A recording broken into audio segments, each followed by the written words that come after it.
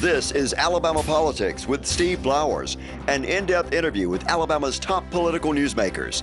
Now, from the studios of Troy University, here is Steve Flowers.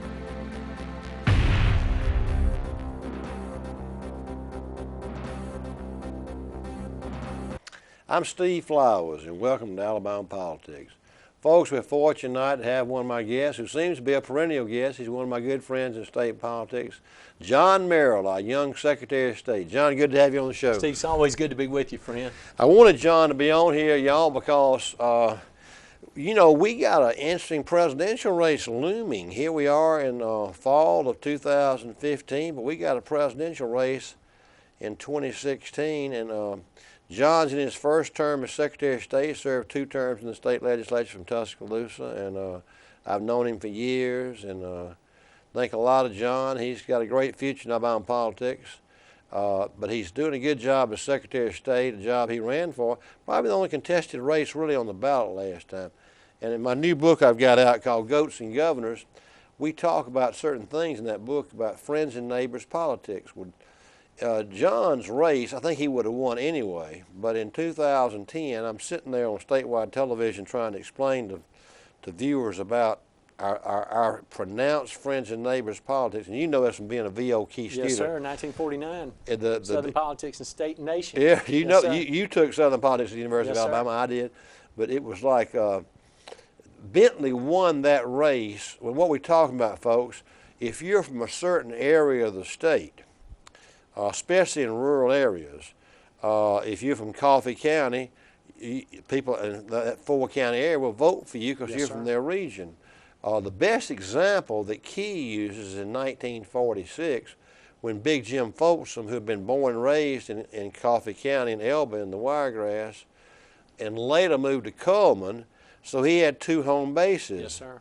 I'm not trying to compare you necessarily to Big Jim, but you had the same similar scenario, and that you grew up in Cleburne County in a very well-known political county, family in Cleburne County. Your daddy's currently probate judge, a retired probate judge? Yes, sir, retired. Retired Yes, sir. probate judge. The probate judge, of course, is the most influential political figure in politics in the county a lot of times, especially in older days. Pelham Merrill, who was your great uncle or something, was on the state Supreme Court, but a well-known Cleburne County name. But then after you went to the University of Alabama, were president of the SGA there, you stayed in Tuscaloosa. So you had 2 home bases, and it came up in the 2014 election. Oh, yes, sir. You could see it. What did Yes, you sir. get in Tuscaloosa? Tuscaloosa County, we got 67% of Against the vote. 2 strong opponents. Yes, sir. You had 2 viable opponents. And then in Cleburne County, we got 91% of the vote. Wow. Now, Yes, your sir. daddy's box. Well, tell me about your daddy. Tell you the night sir. of that. He called you up. He did. My dad called me, and he was telling me about a couple of boxes out in the rural part of the county. All Cleburne County is rural, as you know, but the 2 boxes that he called about were in Edwardsville and in Fruithurst, and we got every single vote. Didn't lose a vote. Didn't lose a vote. What was the number? Do you remember how many? Well, one of them was like 70-something, and the other one was like 50-something. Your daddy was proud of that, And wasn't he was so proud, and he called and he said, we're moving to Edwardsville. He was so happy. Get every vote. Yes, sir. That's amazing. Yes, sir. That shows how strong your family is. But that was not, you won more decisive than just that, but it made you feel good. Oh, yes, sir. No doubt about to it. get your home folks voting for you. You don't ever want to lose your home county. No. As a matter of fact, that's one of the reasons why Ann Bedsole didn't do as well in 1990. Tell that story, because that's very interesting. Somebody else told me that story. Yes, sir. Well, Governor James Beat her. Yes, sir. And when they were first talking about, well, how this is going to work and that's going to work, and Jack Williams, who's in the Alabama legislature, who I had the privilege to serve From with. Vestavia. From Vestavia. Jack was down campaigning for Governor James, and he said, look, she couldn't even win her own county against the governor, so you know that her people are not with her. And that's what ended that conversation, and it took Governor James to an entire new plateau, and it allowed him to go on and sweep back into office in 1998. I think Jack Williams told me that story. It wasn't 1994. you. It wasn't Yes, you. sir. You heard it firsthand from Jack Williams. Yes, sir. He was his campaign manager. Yes, sir. That's why he knew about it. But, you know, actually, Fobb had a little connection to Baldwin County. He actually was living in Baldwin County. Yes, sir. But to beat her in her own Senate thing, and, you know, going this presidential stuff, and we'll get into it in a minute, I actually thought that the one thing valid that Trump said, I think he's a little bit irrational, but he did make a statement when Lindsey Graham was popping him. Well, he's ahead of Lindsey Graham in his own state. Yes, sir. So, I mean, that really is that resonated, and I guess it goes back to those of us who love Alabama politics, knowing that you got to carry your own county. Yes, sir. Absolutely. You know, Beasley had a situation like this. This is probably before you remember, but Jerry Beasley had been elected lieutenant governor in 1970. The only person to be elected twice at the time. He was. Only person, only been two people, if Kay Ivey serves, to serve 2 complete terms. That's right. And what had happened is Baxley had won the 70 Attorney General's race as a 29-year-old guy, the youngest Attorney General in state history. And Beasley was about 35 or 36, was elected lieutenant governor, and it was assumed they both were going. They'd spent 4 years running for governor. They thought they were going to run against Wallace in '74, but that bullet may have ruined Wallace's life, but it saved his political life. Yes, sir. He was going to get beat in '74, John. I don't know if you're old enough to remember that, but Brewer had really hurt him with full-time governor. Yes, sir. Ad, and then he was really bad. He was going to get hurt, but that bullet saved his life. So Beasley and Baxley had to wait to '78, and Brewer came back in '78, and that's when Fobb beat all three of them. Yes, sir. But what happened in '74 is during that time when Wallace was shot, Beasley was feeling his oats and sort of tried to take over governor, and Wallace got mad at him. He was usurping some of Wallace's power and wanted to be governor and that sort of thing. Well, it resonated so badly that Jerry Beasley almost did not win the re-election in '74. Right. Charles Woods led him, the guy from Dothan who ran for governor several times, was running for lieutenant governor, and he beat Beasley. He was leading almost 5 points. Yes, sir. Beasley had an ad. He had beaten Woods in his own box down in Dothan, and that ad turned that thing around. Yes, sir. He said Charles Woods can't carry his own box in Dothan, and that's how Beasley used one of the things he used to come back. And he was able to recover. Uh-huh. Yes, sir. But at least you did well in your home boxes. Yes, sir. Well, John, tell me some of the initiatives you're kind of working on. This is voter registration month in the state, and you, as the chief election official, Secretary of State, the primary job is to be the chief elected official, and you've done some things about voter registration. We have, Stephen. I tell you, we're just very, very excited about some of the initiatives that we have implemented.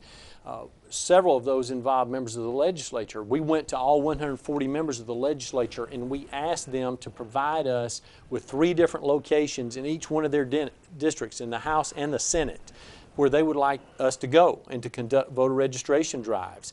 We also contacted each one of the 67 probate judges and asked them to identify a location in their county where they wanted us to go to conduct a voter registration drive. Before the end of October 2015, we will have been in every county at least one time with a voter registration effort on site in the county, in addition to what the Board of Registrars already provides. We think that this initiative is unique to Alabama, and we're excited about what we've been able to do. The main thing is making sure that people know we want them to be registered to vote. We want them to have an opportunity to participate. We want their voice to be heard. We want their vote to be counted. Steve, we want to make it easy to vote and hard to cheat, and that's what we're trying to do, and we're doing it through this initiative by taking it to the people. Another thing that we've done in order to try to make sure that people know that this is National Voter Registration Month and that the key figures in our state are committed to this effort is we have Coach Saban and Coach Malzahn who have made commercials for us that are airing on the Jumbotrons at Bryant-Denny, on the Jumbotron at Jordan-Hare. They're also on the coaches shows. We're airing them on commercial TV. We're airing them on Alabama Public Television. We're airing them on the radio, all throughout the state of Alabama from the 1st of September until the end of November, to make sure that people know that these two guys think it's very important for every citizen to be registered and to exercise their right to vote. John, you're talking about that. Something came out and recently that you had brought out the fact that 4 counties have more registered voters than people. Yes, sir. Actually, actual adults. yes, sir. There's actual 10 counties that are in. That's terrible. Yes, sir. And this is something that we've inherited, but it's something that we intend to fix. And the problem, Steve, each one of those counties has lost population since the 2010 census. But we know that there are people in those counties who have moved away. There's some who have passed away. There's some who've actually relocated inside those counties. But we've entered into 2 agreements, one with the state of Kansas, with the Kansas Interstate Crosscheck, which there's 35 different partners, 35 different states in the union that are a part of this initiative that will help us correct some of the errors that exist with people who may be registered in more than one state. We're also entering into the electronic registration initiative, the ERIC system, which is a part of the Pew Charitable Trust, which will complement what we're doing with 14 other states that are involved in that. When we put this in place, it will clean up the voter rolls in a way that is unprecedented in the history of Alabama. So we're excited about those initiatives and what we're currently doing to streamline voting and to make sure that our voter list is accurate and complete. John, you just mentioned this Pew Charitable Foundation. Yes, What is sir. that? Well, the Pew Charitable Trust is based in New York. They have divisions in Washington and That's in P-U-H? P-E-W. Oh, like Yes, sir. the polling firm? Yes, sir. Is it named for the polling firm? No, sir. The polling part of it comes out of the Pew Charitable Trust itself, but it was okay. established by the Pew family. And that's the reason why that it's... And they give money to states for voting stuff and stuff? Well, they have an election initiative aspect of it itself. Yes, sir. So you had to apply for that money? Yes, sir. Every state didn't get it then? No, sir. How'd you know about that? Because I went to an orientation that they sponsored in California back in December and had Before you took off? Yes, sir. And had an opportunity to interact with those people there as well as other secretaries of state that put us in a position to be able to know what some of the things were that we could take advantage of and to try to secure those for the state of Alabama. So it's Pew Charitable Foundation.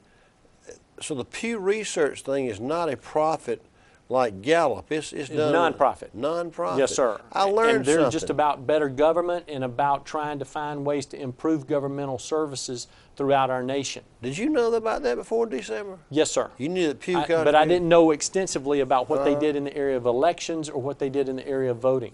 I've often read that Pew Research thing, and it seems very credible, and that makes me even think it's more credible. Yes, sir, it I is. will use that in my column sometimes. The Pew Research Foundation said this particular fact. Yes, sir. So I'm going to give it even more credibility in the future. They're actually sponsoring another program in December of this year that will bring all secretaries of state together from around the union, those that want to participate, to talk about new initiatives that are being established throughout the 50 states. We'll be featured in a couple of those things, so we're excited about that. Well, that's And good. they pay for everything.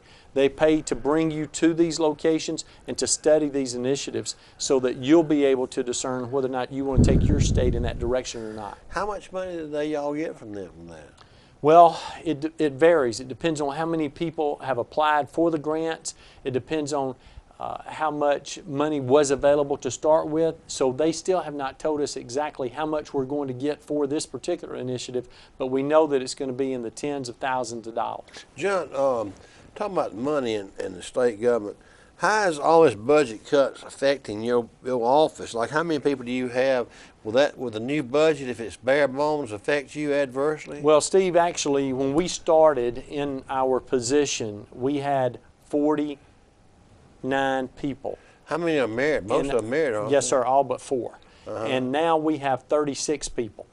But we have not made those cuts because of the budget crisis. We made those cuts because we needed some people to be more efficient and effective in their work. And so we've reduced our number on our own, not related to the budget. We actually went to the legislature in the 2015 regular session and asked them to completely zero us out from the general fund budget because we believe that we can make it on the resources that already come to our office through LLC, LLP, limited liability, partnership, operations, incorporations. So we can take those fees and use it to operate our entire office. And we want to be good stewards and we want to be good citizens, and that's the reason we ask them to zero us out. So you're going to be zero out in this current budget? Well, I don't know that they're going to zero us out. They gave us $800,000 in the budget that was passed in the end of the 2015 session, but we have made our feelings known because we want to help any way we can. Well, that's admirable. Tell us about the counties that are over enrolled, if you will. Yes, sir. How are you going to resolve that? Well, when we get through with these two initiatives that I just talked to you about with the Kansas Interstate Crosscheck and the ERIC system that's sponsored by the Pew Charitable Trust, we'll be able to identify how many people are in each county in the state that are registered, how many that should be registered based on the fact that they are voting age, how many people may be attempting to participate but for whatever reason are not allowed to because they've been convicted of crimes of moral turpitude. Can this survey tell these counties, look, Joe Smith here needs to be off the road because he's incarcerated? Absolutely. Y'all will be able to advise them. Or he's dead. Or Miss Susie's Yes, dead sir. over here. Y'all got her on the road. Or she's living in Georgia now. All of those things will be able to help us. That y'all will be able to go Yes, into the sir. county and say these people got to come off. Yes, sir. They're dead. They're gone. They're in jail or whatever. And then we'll follow the proper procedures to remove them from the voter rolls. You'll be able to tell if they're voting in Tuscaloosa County or something. That's right. If another county. Yes, sir. That y'all can pick that up. So that's ascertainable now. Yes, sir. So that'd be if you did nothing else in your first term, that'd be good. Absolutely. I wonder how many states have 10 counties like that do. Do you know? I don't know, but I know this. All we care about are the ones that we're monitoring. And those are part of the 67 that are within our boundaries. That does destroy the credibility of the voting system. When someone reads that this county has got more eligible voters than people who are voting age, that just it insinuates this clandestine. Yes, sir. Stuff And we want to on. make sure that we protect the integrity of the process. And it may not be anything wrong. That's right, but we know? want to ensure that there's not. Because Yeah. one of the things that helps to eliminate the prospect of that, Steve, is the law that we passed in 2011. And when you have to show the qualified government-issued photo ID when you go vote, this is one of the qualifying mechanisms. There's also federal IDs that can be used. Your student ID can be used. But it's going to be extremely difficult for you to go and to cheat at the polls. But it's not as difficult to do it through the absentee mechanism. So we're trying to make sure that the letter of the law is followed in absenteeism. We have already had 4 convictions in absentee voter fraud in Houston County, and we're excited about continuing that trend wherever those violations have occurred. That's an unusual county to have it too. It is. You don't have many in Houston. Yes, sir. John, let's change course, if you will. As a chief election officer, I know you're excited about the so-called SEC primary. Yes, sir. So, if you will, kind of tell our viewers what we mean by the SEC primary. How is it implemented? Which states are involved? And, how you think it affects Alabama. Tell us, how did that become implemented? Steve, we're very excited about I'm the excited SEC about it. primary. Yeah. You know, our friend Brian Kemp from Georgia, who's their Secretary of State, actually introduced this idea to me after I won the nomination last summer. And he said, I want to talk to you about this SEC primary, and I want to talk to you about what we're trying to do and trying to get more candidates to come to the South, because the South is the heartland of the nation. And we need to make sure that our voices are heard. And we need to make sure that when our votes are cast, that they're counted for the nominee. We want to ensure that our people are getting a chance to meet these folks. So I listened to him. I received his message. I was excited about it, but I wasn't completely enthusiastic. Then I went to the meeting sponsored by the Pew Charitable Trust in December of last year. One of the people I got to meet was the Secretary of State from Iowa. And we were talking one evening. We were talking about presidential politics. And he said, you know, John, unless an Iowan meets a presidential candidate at least 8 times, they're not voting for him. I said, what? He said, yeah, unless they meet them 8 times, they're not going to vote for him. And I said, do you know how many times a person in our state, we got 4.8 million people, do you know how often the typical person has had the privilege to meet one presidential candidate or see one in person? I said, it's almost non-existent. in Alabama. And I said, we're going to do something about that, because I said, you've got some good people in Iowa, you got good people in New Hampshire, in South Carolina, but you don't have anybody in any one of those 3 states that's better than the people in Cleburne, Calhoun, Randolph, Coosa, Pike, Coffee, Covington, Franklin. You name any county in Alabama, we got people that are just as good as their people all across our state. Our people deserve a right to meet these folks. So I took this message to the governor. I took it to the lieutenant governor, to the speaker, to the pro tem, and I sold it to the members of the Alabama legislature and said, gentlemen, ladies, we need your help in getting this done. This is what it will mean for our state. So we introduced the legislation. It's bipartisan legislation. I had Senator Quentin Ross from Montgomery, the lead Democrat in the Senate, carry it for me in the upper chamber. He passed it. One of the most conservative Republicans in the House, Ed Henry from Hartselle, passed it for me in the House. We used that team effort to start building some momentum. The first part of August, we went to the Red State Gathering in Atlanta. Cindy and I had the privilege to meet with 9 of the people running for the Republican nomination for the presidency. We took that message to them. We need you to come to Alabama. Our people want to meet you. Within 2 weeks, Steve, we had 6 of the top 10 Republicans running for the presidency come to Alabama. This is about 3 weeks ago. It was. Who all came? Governor John Kasich, Okay. Donald Trump, Dr. Ben Carson, Senator Ted Cruz, and Governor Jeb Bush. And that week, Governor Mike Huckabee from Arkansas called me twice from Israel that week. And we know we've got Kasich coming back, Governor Jindal's coming, Governor Perry's coming, Governor Huckabee's coming back, Senator Santorum's coming back. We are going to have all 17 of these folks that think they've got a realistic chance Scott to Walker be the president. was here too. Scott Walker, yes, sir. And Governor Walker was here, and he was here on the Saturday after Trump. Right. Yes, sir. So we're excited about what this has meant to our state because it's unprecedented. What all states is Texas in there, though? Yes, sir. Georgia, Alabama, Tennessee, Texas, Oklahoma, and Virginia. 7? And Arkansas. Seven Yes, states. Well, that's good. Let me think about it. Texas, Arkansas, coming over there. Louisiana's not in it. No, sir. They're on the following Saturday. Okay, Tennessee's in. Yes, sir. Georgia's in, and we're in. Yes, sir. And Virginia. Yes, sir. Same day, March 1st.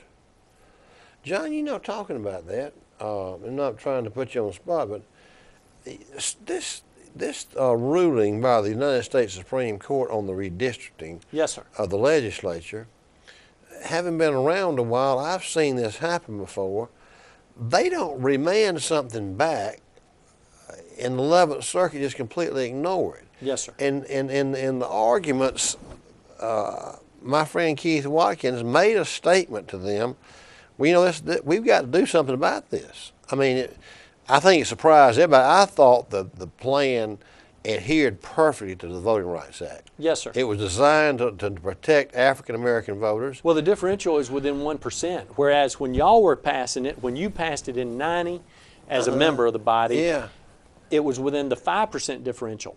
What we passed after the 2010 census was within a 1% differential, which is unheard of. But you can do that now with computers. You couldn't do that before Right. when you were doing it. Here's the thing about it, and you've been around elections. You're the chief election official. I'm not trying to put you on the spot because you may not know. Nobody knows, but the legislature seems to be totally with their head in the sand that they're not going to have to run again. Well, my perception of that is that if you alter one district, then you've altered the entire state plan. Of course you have, because if you alter one, ripple. there's 105 total. So the other 104 are going to have to change in the House. In the Senate, if you modify one, you got 34 others that have been affected in some way. And so you've got to figure out what's going to happen there. But nobody knows. What we hope doesn't happen is what happened to you. In '83, Yes, we had to run again. Because when you ran in '82, That's right. after the reapportionment occurred in '82, but they didn't feel like It was a pretty really big This sir. case is very little differentiation. So your belief is they don't have to run again. Yes, sir. And what other They're thinking that. Legislators thinking that. Yes, sir. And what other legal scholars believe and have interpreted for us to this point is that the modification may occur, but it will be implemented in 2018. And of course, if it's modified and implemented between the 14 and the 18 cycle, but you're not required to run again, as long as everybody remains within their existing district where they were elected to serve, there's not a concern. But if somebody's outside those boundaries, then you've got a real issue. You've got a real issue. So I don't know exactly what will happen. You were right when you said nobody knows, but of course this will come up again in 2020, and then there'll be an entirely new cycle, and then those that are elected in the 2022 cycle will be running on entirely new districts as well. Well, they have paved new ground in that when McClendon and Dial and all them did draw the lines, they drew it exactly like the Voting Rights Act said. Yes, sir. They said, well, you cannot discriminate against African American voters. And that's not discriminating against African American voters to put a large number of African American voters in districts. They also created a new black district Exactly. in the House. Exactly. It makes us the most adherent, racially equal state in the country. Yes, sir. So they've complied with that aspect. I just can't comprehend that they would say what's wrong with it, you know, other than saying it's packed. But, you know, the Voting Rights Act doesn't say you can't discriminate against white Democrats. Yes, sir. And that was who was wiped out in Yes, the sir. thing. We've only got about a minute and a half left. Tell me your idea who all you think may come between now. We're right on March 1st. Oh, yes, sir. I mean, the primary is right here on us. Yes, sir. And this is what we believe, Steve. We Who are think you hearing? Who's talking to you? Well, that between now and the end of October, we're going to get visits back from those folks that have already come, with a couple of possible exceptions. Trump may not be back. Of course, you draw 30,000 the first time you come. Anything less than that is going to be a letdown. Right. But having Dr. Carson come back, having Governor He's Bush looking come good in the back. polls Yes, sir. right now. And he's favored by a lot of people in our state. But we know So he's coming back. Yes, sir.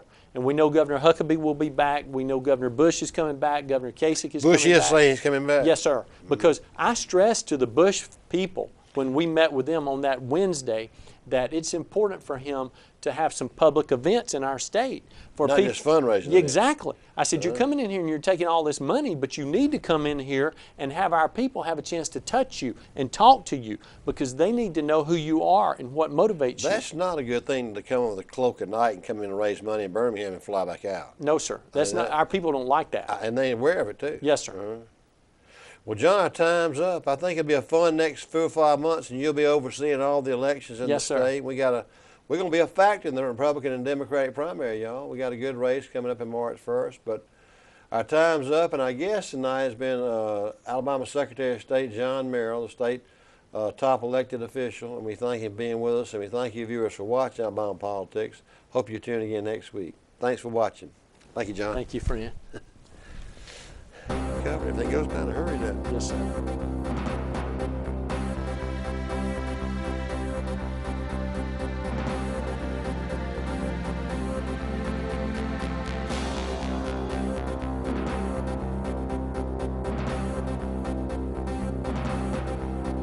This has been Alabama Politics with Steve Flowers, a production of Troy University Television.